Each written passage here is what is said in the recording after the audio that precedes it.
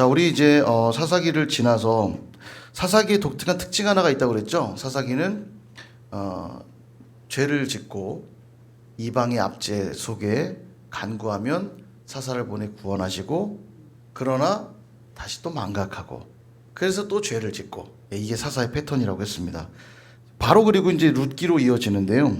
자, 룻기 화면 한번 주시면, 자, 룻기는 주제를 말하자면 계속되는 메시아의 계보, 이렇게 계속되는 메시아의 계보, 구속의 사랑 이야기. 그래서 이 룻기를 이해하기 위해서 몇 가지 좀 먼저 설명드려야 될 게 있는데요. 여기 보시면 핵심 단어, 헤세드. 헤세드란 단어는 여러 번 제가 설교 때도 자주 말씀을 드렸는데, 뭐 인자, 사랑, 자비, 이런 뜻인데 헤세드가 많이 등장하고요. 핵심 단어입니다. 그리고 이 룻이 좀 독특한 건 이방 여인이잖아요. 모함 여인이었는데 예수님의 메시아의 계보에 이방 여인들이 여러 등장하죠.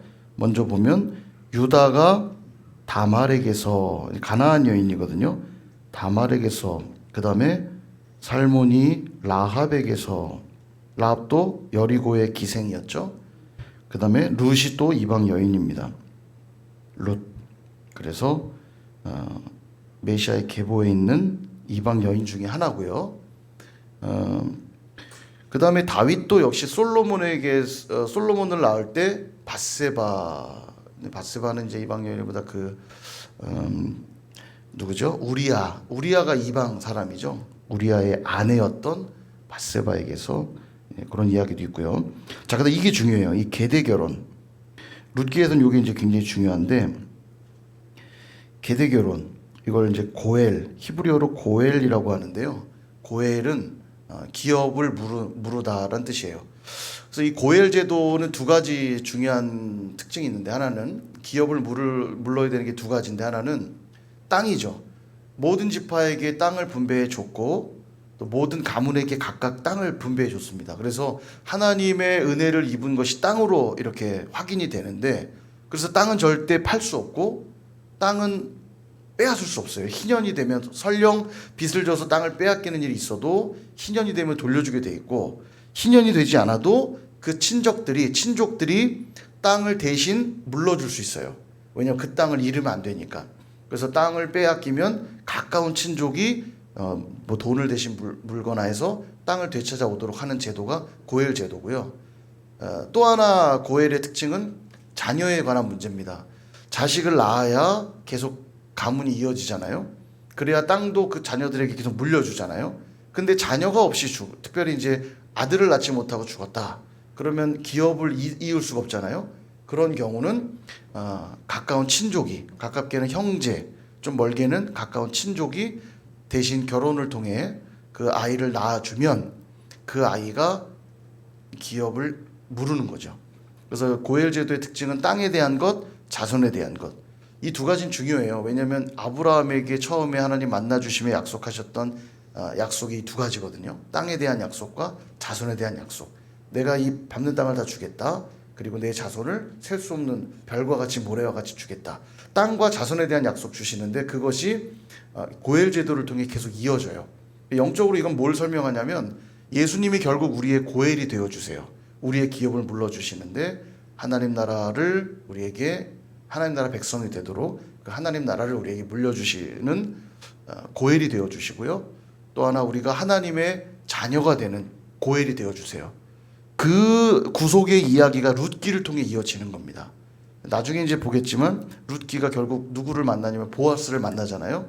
보아스가 아무것도 없는, 모든 걸 잃어버린 룻에게 남편이 되어주면서 그 땅을, 또 자손을 이제 물론 그 나오미와 함께 물러주는 자로서 등장하는데, 여기 보아스가 바로 예수님의 그림자죠.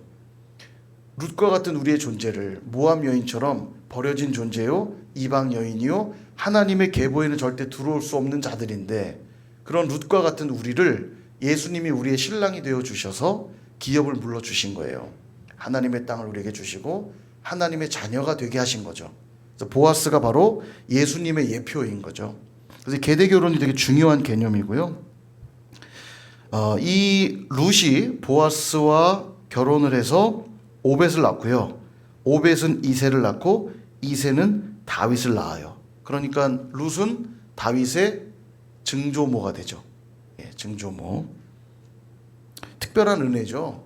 예, 룻. 정말 이름도 없는 이방 여인이 예수님의 계보를 잇는 사건이잖아요. 우리도 그래요. 우리도 우리만 보면 죄나 짓고 형편없는 존재인데 예수님이 그런 우리를 신부 삼아 주셔서 우리가 그런 멋진 존재, 빛나는 존재, 하나님의 지금도 계보를 잇는 특별한 존재로 부름받은 거예요. 여러분 이 자리에 있는 게 되게 특권입니다. 지금은 티 안 나시죠? 세상에 볼 때 나는 집도 조그맣고 가진 것도 별로 없고 그건 세상 사람들의 눈이에요. 나중에 하나님 앞에 딱 가면요. 우리가 얼마나 대단한 존재인지 분명히 알게 되실 겁니다. 이 땅에서 예수님을 잘 믿으며 사는 자들은 나중에 그 영광을 누리실 거예요. 꼭 기억하시기 바랍니다. 자, 룻기를 볼 텐데 4장이니까 우리 좀 보면서 쭉 훑어보고 마칠게요. 룻기 1장. 룻기 1장을 보시면 1장 1절에 이렇게 시작합니다. 사사들이 치리하던 때에. 예.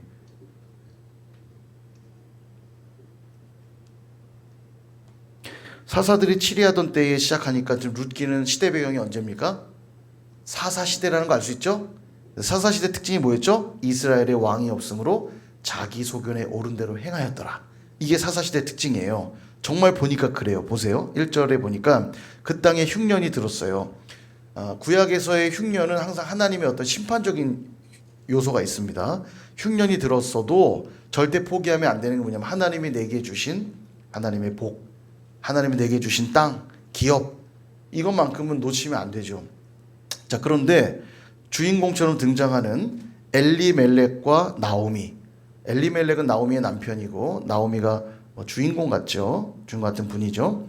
엘리멜렉과 나오미는 흉년이 드니까 바로 어떻게 하냐면 1장 1절 뒷부분에 모압 지방에 가서 거류했다. 지금 하나님이 주신 유다 땅의 기업을 버리고 어디로 가요? 모압 땅에 갔어요. 뭔가 사사시대의 분위기가 확 오죠? 기업을 막 버리고 갔어요. 나와 살아보겠다고 간 거죠. 엘리멜렉이라는 이름이요. 멜레크가 왕이란 뜻이거든요. 엘리라는 말은 나예라는 말이에요. 나예. 그러니까 합치면 어떻게 돼요? 엘리멜렉의 뜻은? 엘리니까 나의 하나님, 죄송해요. 엘리니까 나의 하나님이라는 뜻이거든요. 엘은 하나님이고 리는 1인칭 그 주격 조사 같은 거예요. 그러니까 엘리 그럼 나의 하나님이라는 뜻이거든요. 그러니까 엘리 멜레크니까 나의 하나님은 왕이시다. 이런 이름이에요. 이름 좋죠? 그런데 그의 삶은 지금 어때요? 예, 별로 그런 것 같진 않아요. 예, 아내를 데리고 두 아들을 데리고 말론과 기럨 두 아들을 데리고 모압에 갑니다. 가자마자 3절에 엘리멜렉이 죽어요. 이것도 뭔가 하나님의 메시지가 있어요. 나오미와 두 아들만 남았는데 그럼에도 불구하고 돌아오지 않습니다. 어떻게 하냐면 모압 여자와 결혼을 시켜요. 말론과 기럨을. 사실 남편이 죽었을 때 저는 한 번의 사인이 있었다고 생각해요. 근데 그럼에도 불구하고 모압 여자를 맞이합니다. 좋은 사인이 아니죠. 모압 여자를 맞이한 것. 자, 하나는 오르바, 하나는 룻. 자, 그 퀴즈. 말론과 기럨. 짝이 어떻게 될까요? 룻은 누구의 아내였을까요?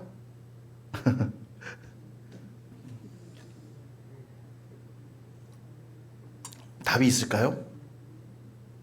답이 있어요. 뒤에 4장에 가보면요. 나옵니다. 말론의 아내 룻이라고 나와요. 4장 10절에 보면 말론의 아내 모압 여인 룻을 사서 나의 아내로 맞이하겠다고 보아스가 말하거든요. 그러니까 이제 말론의 부인이 룻이고요.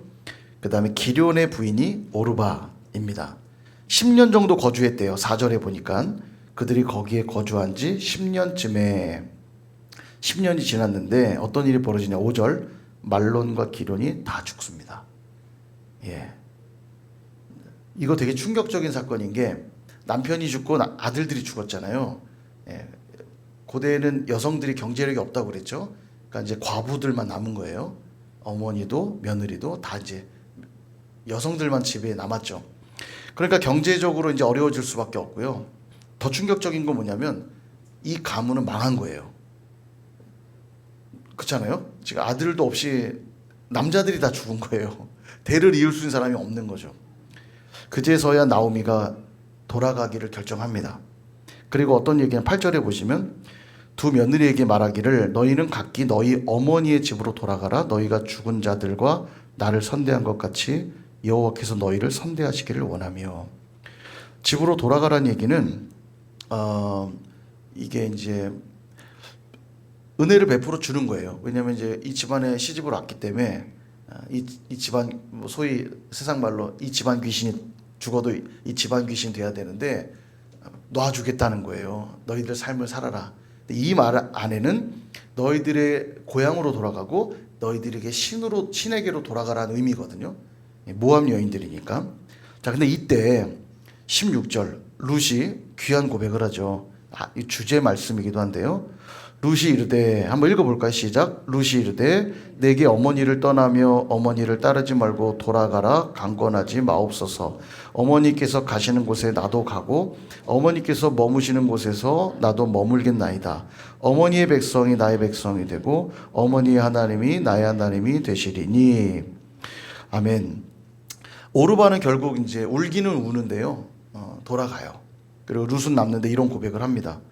이게 되게 귀한 고백이, 이게 신앙 고백인데요. 왜냐하면 이렇게 말하잖아요. 어머니의 백성이 나의 백성 되고, 그 다음에 어머니의 하나님이 나의 하나님이 됩니다.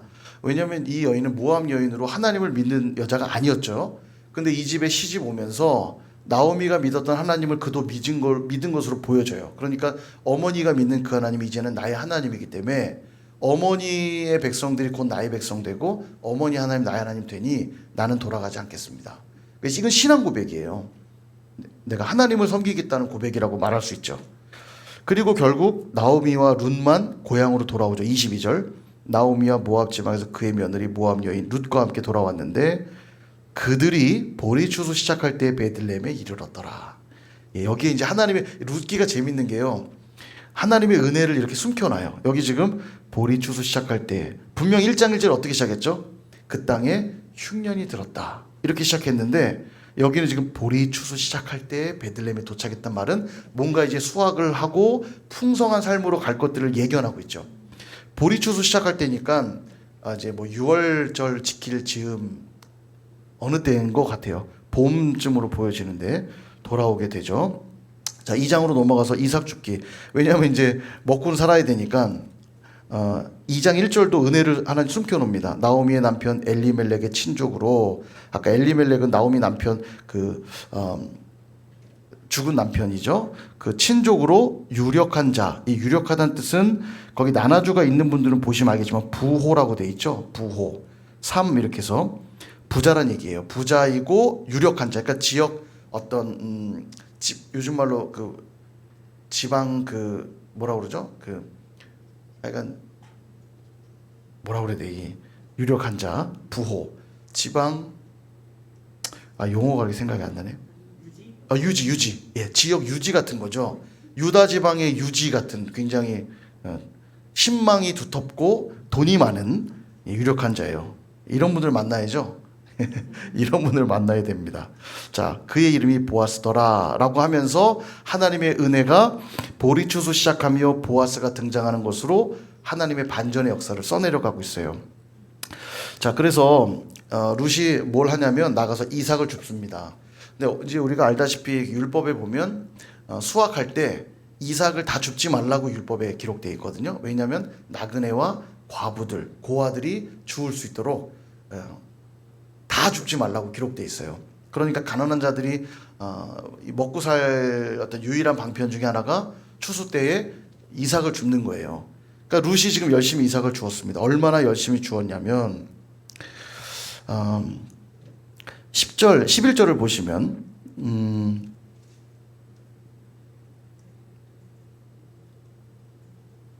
7절을 보시면요. 그의 말이 나로 베는 자를 따라 단사에서 이삭을 줍게 하소서 하였고 아침부터 와서는 잠시 집에서 쉰 외에 지금까지 계속하는 중이니이다. 그러니까 굉장히 성실하게 이삭을 주었고 그 모습을 본 보아스가 어떤 은혜를 베푸냐면 12절에 여호와께서 내가 행한 일에 보답하시기를 원하며 이스라엘의 하나님 여호와께서 그의 날개 아래 보호를 받으러 내게 온전한 상 주시기를 원하노라. 그가 눈에 띄었어요. 그리고 그에 대한 소문을 들었는데 나오미를 모시고 왔다는 소식을 듣고 이 여인이 보통 여인이 아니구나 칭찬을 해줍니다. 그래서 여러분 우리가 하나님의 은혜 아래서 신실하게 살면요 하나님이 이런 보아스와 같은 자들 붙여주세요. 하나님의 은혜의 손길들이 그 신실하게 하나님 앞에 살아가는 자들에게 흐릅니다. 그 기회를 보고 사는 자들에게 기회가 없는데요 하나님을 보고 사는 자들에게 기회를 주세요. 이게 되게 중요한 원리죠. 자, 그래서 이 보아스가 얼마나 괜찮은 멋진 사람이냐면 16절을 보시면 15절이요. 15절을 보시면 룻이 이삭을 주우러 일어날 때 보아스가 자기 소년들에게 명령하여 이르되 그에게 곡식단 사이에서 줍게 하고, 그러니까 이삭을 더 많이 주울 수 있도록 곡식단 사이에서 줍게 하고 책망하지 말래요. 왜냐하면 연약한 여인이기 때문에 함부로 대할 수 있거든요. 이 책망하지 말라는 건 함부로 대하지 말라는 거예요. 지켜주는 발언이고요. 16절을 보면 그를 위하여 곡식다발에서 조금씩 뽑아 버려 줍게 하고 꾸짖지 말라. 일부러 이삭을 더 많이 줍도록 버리라는, 이게 이삭을 막 뿌려놓으라는 거예요. 가져가게. 예, 야, 이 얼마나 귀한 은혜입니까? 그렇게 하고 집에 와서 이제 설명해서 20절에 보면 이제 그가 이삭을 잘 주워오니까 여러 가지 물은 거죠. 그러니까 20절 나오미가 자기 며느리에게 이르되 그가 여호와로부터 복받기를 원하노라. 그가 살아있는 자와 죽은 자에게 은혜 베풀기를 그치지 아니하도다 하고, 나오미가 그에게 이르되 그 사람은 우리와 가까우니 우리 기업을 물을 자 중에 하나이니라. 그가 보아스란 얘기를 듣고는 살아있을 때도 그가 우리에게 은혜 베풀었지만 죽은 다음에도 우리에게 이렇게 선대하는구나. 그는 우리의 기업 물을 자다 이야기를 합니다. 그리고 이제 3장에 넘어가면서 이제 보아스와의 특별한 사연들이 이어지게 되죠. 3장 1절에 보면 룻의 시어머니 나오미가 그에게 이르되 내 딸아 내가 너를 위하여 안식할 곳을 구하여 너를 복되게 하여 하지 않겠느냐. 이제 남편으로 맞이할 준비를 하는 거죠. 왜냐하면 이제 나오미가 알았죠. 이 고엘 제도에 의해서 보아스가 기업을 물어주기로만 한다면 다시 시작할 수 있다는 걸 아는 거예요. 그래서 룻에게 그걸 준비시킵니다. 그래서 지시에 따라 3절에 보면 그런즉 너는 목욕하고 기름을 바르고 의복을 입고 타작마당에 내려가서 그 사람이 먹고 마시기를 다 하기까지는 그에게 보이지 말고, 4절 그가 누울 때 너는 그가 눕는 곳을 알았다가 들어가서 그의 발치부를 들고 거기 누우라. 그가 내 할 일을 내게 알게 하리라 하니. 이게 뭐냐면 이제 당시 보리 추수할 때잖아요. 추수를 다 마치면 잔치를 엽니다. 수확을 마치고 잔치를 열면 함께 이제 먹고 마시면서 이제 즐기는 시간들을 갖고 나면 이제 그가 잠자리에 들 때, 그가 잠자리에 드는 곳에 살며시 들어가 이불 속으로 들어가라는 얘기예요. 이 얘기가. 그러면 이제 보고 이제 알아볼 거 아니에요. 그러면 그가 룻이라는 걸 아는 순간 왜 왔는지를 안다는 거죠. 왜냐하면 기업 물을 자, 이 율법에 대한 이해들이 당시에 있기 때문에 그렇게 된다는 거예요. 자, 그리고 그가 그렇게 순종하자 9절 이르되 네가 누구냐? 그가 대답하되 나는 당신의 여종 룻이오니 당신의 옷자락을 펴 당신의 여종을 덮으소서. 이는 당신이 기업을 물을 자가 됨이니이다. 어머니가 시킨 그대로 가서 이제 하는 겁니다. 그러자 보아스가 말해요. 10절 그가 이르되 내 딸아 여호와께서 내게 복 주시기를 원하노라. 네가 가난하건 부하건 젊은 자를 따르지 아니하였으니 내가 베푼 인애가 처음보다 나중에 더하도다. 이게 무슨 말이냐면 보아스가요 나이가 제법 있었던 사람이죠. 그러니까 이 룻은 그래도 나름 아직 젊은 여인으로서 나름 또 젊은 사람을 쫓아 갈 수도 있는데 어머니의 명령에 따라 나이가 많은 자신과 같은 사람에게 청혼하기를 기꺼이 온 모습을 보고는 젊은 자를 따르지 않고 나와 같이 나이가 많지만 그런 나에게 와서 이렇게 은혜를 구하고 있는 모습을 보면서 네가 처음 베푼 인애보다도, 이게 헤세드란 단어입니다. 네가 처음 베푼 인애보다 나중에 더하구나. 어머니를 따라온 것도 엄청난 인애의 모습이었지만 그 어머니의 명령에 따라 보아스, 나이가 상당히 많았던 것 같아요. 나이가 상당히 많았던 그런 좀 할아버지 가까운 느낌. 왜냐하면 엘리멜렉이 시아버지였잖아요. 엘리멜렉 친족이니까 아마 비슷한 연배였을 거라 보여져요. 그러니까 시아버지 뻘의 남자에게 지금 청혼하고 있는 겁니다. 그러니까 그 기업을 무르기 위해 나오는 여인을 보고 네 이내가 처음보다 나중에 더하구나. 그렇게 이야기하고 두려워하지 말아라. 내가 반드시 그렇게 하겠다. 다만 나보다 먼저 기업물을 친 적이 있으니 순서에 의하면 내가 먼저 할 수 없다는 거예요. 그 일을 처리한 다음에 그가 기업을 무르지 않겠다 한다면 내가 책임지겠다. 이런 얘기를 해요. 그래서 4장에 넘어가면 이제 결혼하는 이야기로 마무리를 하는데 이제 이 일이 율법으로 그 통과가 되기 위해서는 성읍에 이제 장로들, 일종의 재판관 같은 사람들이죠. 여러 가지 율법대로 판결해 주는. 그래서 4장 2절에 보면 성읍에 가서 이 재판을 수행하는 장로 10명을 앉혀놓고 그들에게 제안을 합니다. 이 엘리멜렉의 기업을 물을 가장 우선순위에 있는 자를 불러서 룻을 받아들이겠느냐 이렇게 제안을 먼저 해요. 그러니까 그 사람이 싫다고 그럽니다. 거절해요. 왜 싫다 했을까 모르겠지만 아마 모압 여인이기도 하고요. 또 룻이 가진 게 뭐가 있어요? 아무것도 없잖아요. 다 빈털털이 됐잖아요. 유다 나름 잘 살았던 유다 땅에 떠나서 모압 땅에 간 동안 다 아마 재산도 다 정리가 됐을 것이고 재산도 없고 또 이방 여인이고 별로 마음에 안 들었겠죠. 그러니까 그가 거절해요. 나는 그의 기업을 무르지 않겠노라. 그래서 전통에 의해서 7절에 보시면 이걸 확정하기 위해 신을 벗어 던지는 저주하며 나는 그걸 이행하지 않겠다는 그런 신호로 신을 벗어 던지는 이런 전례가 있었는데 그 일을 하라는 거예요. 그래서 신을 벗어 던져 난 안 하겠다 이제 얘기를 하게 되고 그제서야 보아스가 이제 얘기를 합니다. 10절 아까 봤죠? 말론의 아내 모압 여인 룻을 사서 나의 아내로 맞이하고 그 죽은 자의 기업을 그의 이름으로 세워 그의 이름이 그의 형제 중과 그곳 성문에서 끊어지지 아니하게 하며 너희가 오늘 증인이 되었느니라. 그렇게 해서 아내로 맞이하게 되죠. 자, 그래서 12절을 보시면 여호와께서 이 젊은 여자로 말미암아 내게 상속자를 주사 내 집이 다말이 유다에게 낳아준 베레스의 집과 같게 하시기를 원하노라. 왜냐면요 유다는 다말의 이 기억하시죠? 유다가 다말은 누구냐면 며느리였잖아요. 기억하시죠? 이 며느리였는데 이제 자기 친정 집에 보내놓고 막내 아들을 장가 안 보내려고 이제 잔머리 굴리다가 다말이 꾀를 써서 창녀의 옷을 입고 술 취한 유다에게 들어가서 아이를 낳잖아요. 그리고 난 아이가 베레스와 세라인데 그 집과 같게 원하노라. 이 말은 시아버지에게 들어간 그런 다말을 통해 유다의 계보가 이어진 것처럼 이들이 유다 지파니까요. 그것처럼 되기를 원한다. 비록 보아스가 그런 시아버지 뻘의 그런 사람이지만 이 결혼을 통해서 유다의 아름다운 계보가 이어진 것처럼 룻도 그렇게 이제 되기를 원한다. 이런 얘기를 하고 있는 거예요. 자, 그러면서 마지막 18절에 베레스의 계보를 소개하는데 아까 베레스는 누구였냐면 유다가 다말에게서 낳은 아들이 베레스입니다. 그 계보로부터 설명하는 거예요. 베레스의 계보는 이렇다. 베레스는 헤스론을 낳고 헤스론은 람을 낳고 람은 암미나답 낳고 암미나답 나손을 낳고 나손은 살몬 낳고 살몬이 보아스를 낳고 보아스는 오벳은 이세는 다윗을 낳았더라. 자, 이렇게 돼 있는데요. 보아스가 이렇게 그 룻을 향해 또 헤세드를 베풀 수 있었던 이유를 볼 수 있는 대목이 하나 있습니다. 여기 21절에 보면 살몬이라고 하는 존재예요. 이 살몬이 보아스의 아버지잖아요. 살몬이 보아스를 낳았는데 마태복음 1장에 보면 살몬의 부인 이름이 나와요. 뭐라고 나오는지 아세요? 살몬은 자, 직접 보는 게 재밌겠죠? 마태복음 1장 한번 보실래요?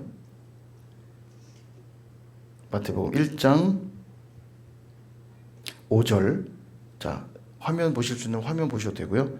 자, 살몬은 라합에게서 보아스를 낳고, 그러니까 보아스의 엄마가 누구예요? 라합이 누구예요? 기생 라합이잖아요. 좀 놀랍지 않으세요? 여리고의 기생 라합이 보아스의 엄마예요. 그러니까 살몬이 아마 그 두 정탐꾼 중에 하나일 거라고 추정합니다.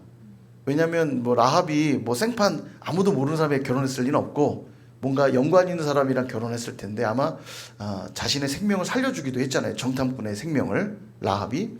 그리고 그녀가 가진 그 믿음을 보고 아마도 정탐꾼 중에 한 명이 살몬이었을 거라고 예상을 하는데요. 살몬이 기생 라합을 맞이하여 아들을 낳았는데 그게 보아스예요. 그러니까 보아스는 어쩌면 그런 이방 여인이었던 어머니를 평생 본 거죠. 그리고 그를 통해 하나님이 어떻게 우리의 가문 가운데 일하시고 역사하시는지를 보아스는 알았을 거예요. 그리고 이제 이방 여인으로 왔던 모압 여인 룻을 보면서 어머니의 모습을 또 봤을 수도 있어요. 그리고 내가 그에게 헤세드를 베풀 때 하나님이 또 이 일을 통해 어떻게 또 역사하실지에 대한 기대감이 있었을 거란 생각이 들어요. 참 좀 재밌죠, 이 이야기가요. 우리도 그렇습니다. 우리도 어쩌면 그들에겐 순수한 유대 혈통이라는 것이 혈통이 아니라는 것이 단점이 될 수도 있어요, 보아스에겐. 근데 보아스는 굉장히 인격적으로 성숙한 사람이었고 신앙이 참 좋았던 사람으로 보입니다. 근데 그의 인간적인 눈으로 보면 뭔가 순수 혈통 같지 않은 느낌. 기생, 여리고의 기생이었던 라합. 우리가 뭐 워낙 좋은 믿음을 가졌다고 읽어내면 별거 아닌 것처럼 보일 수 있지만 당장 우리 상황에서만 봐도 예를 들어 우리 뭐 다민족 다문화 가정들로 우리가 많이 변해가지만 가까운 동남아에서 오신 우리 분들이 우리 주변에 있다고 그러면 아무래도 바라보는 시선들이 좀 다를 수도 있잖아요. 그죠? 그런 어떤 분위기 속에서도 그 믿음을 잘 지키고 세워졌던 그리고 그곳에서 태어나 자라난 보아스와 같은 일을 통해 또 하나님은 또 다른 새로운 역사를 써가시는 것들을 보게 됩니다. 여러분 안에 혹시 있는 단점들이 있다면 그것이 하나님께 드려질 때 얼마나 귀하고 아름답게 바뀌어질 수 있는가 그걸 꼭 기억하시고 이 하나의 연약함까지도 하나님께 드리세요. 그러면 그것까지도 하나님 귀하게 쓰시는 줄 믿습니다. 자, 오늘 룻기를 좀 간단히 건너 봤지만 집에 가서 한번 읽어보시고요. 재미난 이야기입니다. 읽어보시면 요소요소에 하나님의 은혜와 사랑이 이렇게 묻어 있어요.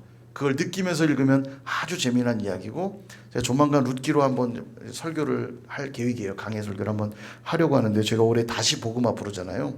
참 룻기가 따뜻한 복음이라는 생각이 들어요. 하나님의 메시아의 계보의 그 아름다운 역사가 면면이 역사 속에 어떻게 흐르는가 한번 나누려고 하는데요. 집에 가서 읽어보시고 다음 주까지 숙제로 룻기를 읽어보시면 되겠습니다.